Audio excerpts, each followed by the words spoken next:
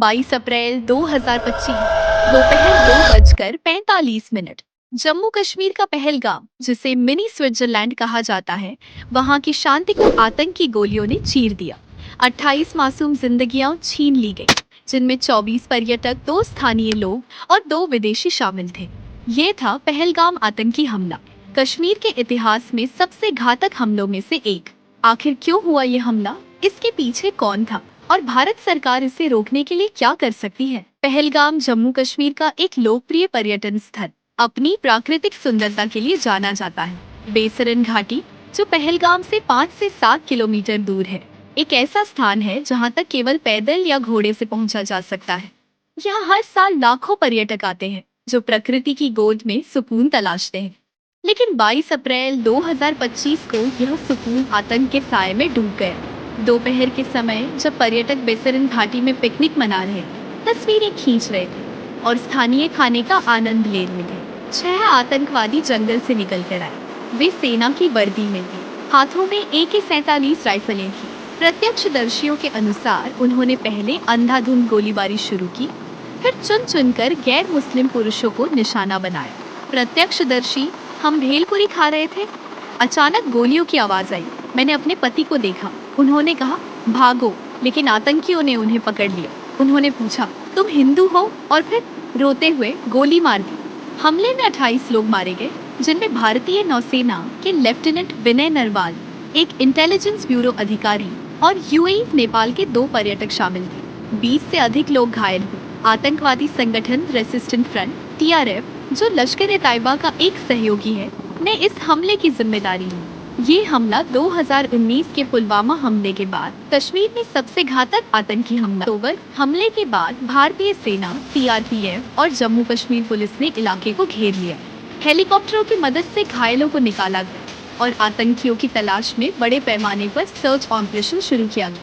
लेकिन सवाल ये है कि इतने संवेदनशील इलाके में आतंकी इतनी आसानी से कैसे घुस आए? पहलगाम में यह पहला आतंकी हमला नहीं है।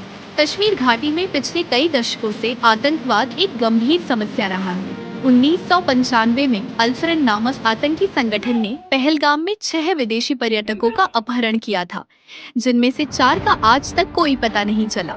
2000 में नुनवान में 32 लोग, जिनमें 21 हिंदू तीर्थयात्री शामिल थे, आतंकी हमले में मारे गए। 2016 में अनंतनाग जिले में 8 तीर्थयात्रियों की हत्या कर दी गई। विशेषज्ञ: पहलगाम जैसे पर्यटन स्थल आतंकियों के लिए सॉफ्ट टारगेट है। यहाँ सुरक्षा व्यवस्था होती है, लेकिन पर्यटकों की भीड़ और खुले मैदानों के कारण आतंकी आसानी से हमला कर सकते हैं। 2025 का हमला इस बात का सबूत है कि आतंकी अब भी कश्मीर की शांति को भंग करने की कोशिश कर रहे हैं। 2025 का हमला कई मायनों में अलग था। यह न केवल अपनी क्रूरता के लिए चर्चा में रहा, बल्कि इसके समय और निशाने ने भी कई सवाल खड़े किए। ये हमला उस समय हुआ जब अमेरिकी उपराष्ट्रपति JD वैंस भारत दौरे पर और प्रधानमंत्री नरेंद्र मोदी सऊदी अरब में थे। क्या यह महज इत्तेफाक था या इसके पीछे कोई गहरी साजिश थी? हमले के पीछे का मकसद: क्यों हुआ यह हमला? पहलगाम हमले की जिम्मेदारी लेने वाले संगठन TRF ने दावा किया कि यह हमला कश्मीर में जनसांख्यिकीय परिवर्तन के खिलाफ था। 2019 में जम्मू कश्मीर से धारा 370 हटाए जाने के बाद भारत सरकार ने बाहरी लोगों को वहां जमीन खरीदने और नौकरियां पाने का अधिकार दिया।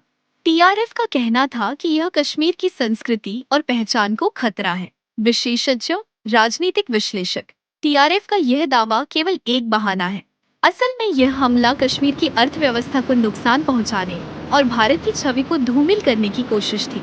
पर्यटन कश्मीर की अर्थव्यवस्था की रीढ़ है। 2024 में 35 लाख पर्यटकों ने कश्मीर का दौरा किया था।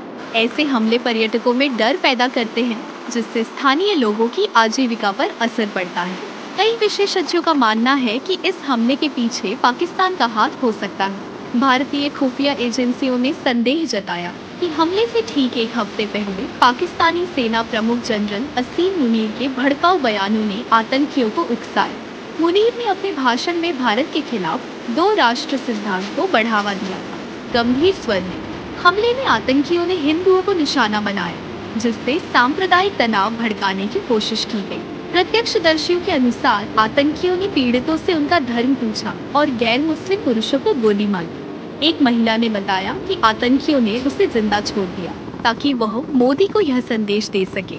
यह साफ था कि हमला न केवल शारीरिक बल्कि मनोवैज्ञानिक और राजनीतिक नुकसान पहुंचाने के लिए किया गया था। पहलगाम हमले के बाद भारत सरकार ने त्वरित कार्रवाई की। प्रधानमंत्री नरेंद्र मोदी ने अपनी सऊदी अरब यात्रा बीच में छोड़कर भारत लौटे और राष्ट्रीय सुरक्षा सलाहकार अजीत डोभाल के साथ उच्च स्तरीय बैठक की। गृह मंत्री अमित शाह ने श्रीनगर और पहलगाम का दौरा किया, जहां उन्होंने पीड़ितों के परिवारों से मुलाकात की और सुरक्षा स्थिति की समीक्षा की।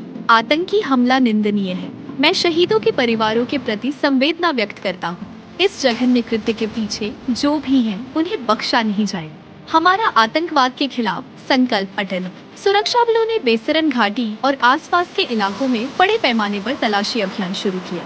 3 संदिग्ध आतंकियों आसिफ शेख, सुलेमान शाह और अब्बू तलहा की पहचान की गई। एक आतंकी जुनैद अहमद भट्ट पहले ही एक अन्य मुठभेड़ में मारा जा चुका था। राष्ट्रीय जांच एजेंसी NIA ने भी इस मामले की जांच शुरू की। कश्मीर घाटी में सुरक्षा व्यवस्था को और सख्त किया गया। अतिरिक्त चेक पॉइंट्स लगाए गए और पर्यटक स्थलों पर त्वरित प्रतिक्रिया QRT तैनात किए गए। उत्तरी सेना commander lieutenant general MV Suchindra Kumar ने श्रीनगर में स्थानीय कमांडरों के साथ बैठक की ताकि भविष्य में ऐसी घटनाओं को रोका जा सके। भारत सरकार क्या कर सकती है? पहलगाम हमला भारत के सामने कई सवाल खड़ा करता है। आतंकवाद से निपटने के लिए सरकार को दीर्घकालिक और त्वरित दोनों तरह की रणनीतियां अपनानी होंगी। यहाँ कुछ सुझाव हैं जो इस दिशा में मदद कर सकते हैं। 1. खुफिया तंत्र को मजबूत करना। हमले से पहले खुफिया एजेंसियों को कोई ठोस जानकारी नहीं मिली थी। विशेषज्ञों का कहना है कि स्थानीय लोगों के साथ बेहतर समन्वय और तकनीकी खुफिया तंत्र जैसे ड्रोन और सैटेलाइट निगरानी को बढ़ाने की जरूरत है। विशेषज्ञ खुफिया अधिकारी कश्मीर में आतंकी अक्सर स्थानीय नेटवर्क की मदद लेते हैं।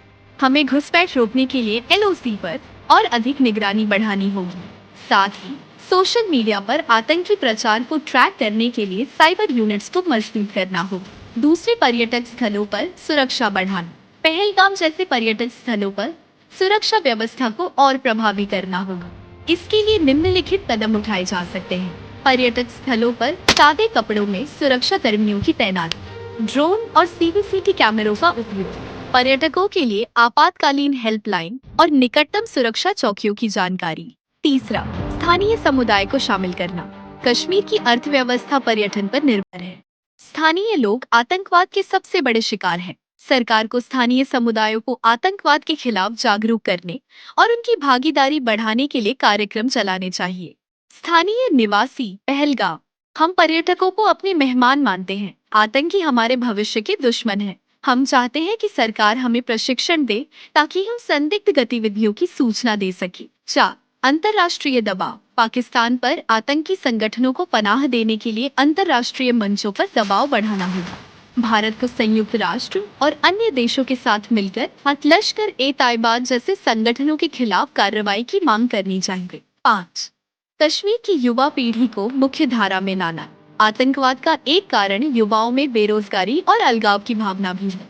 सरकार को कश्मीर में शिक्षा, रोजगार और खेल जैसे क्षेत्रों में निवेश बढ़ाना चाहिए ताकि युवा आतंकी संगठनों के बहकावे में न आए। इन कदमों के साथ साथ सरकार को यह सुनिश्चित करना होगा कि कश्मीर की शांति और स्थिरता को कोई खतरा न पहुंचे। पहलगाम हमला केवल एक आतंकी घटना नहीं, बल्कि भारत की एकता और संप्रभुता पर हमला था।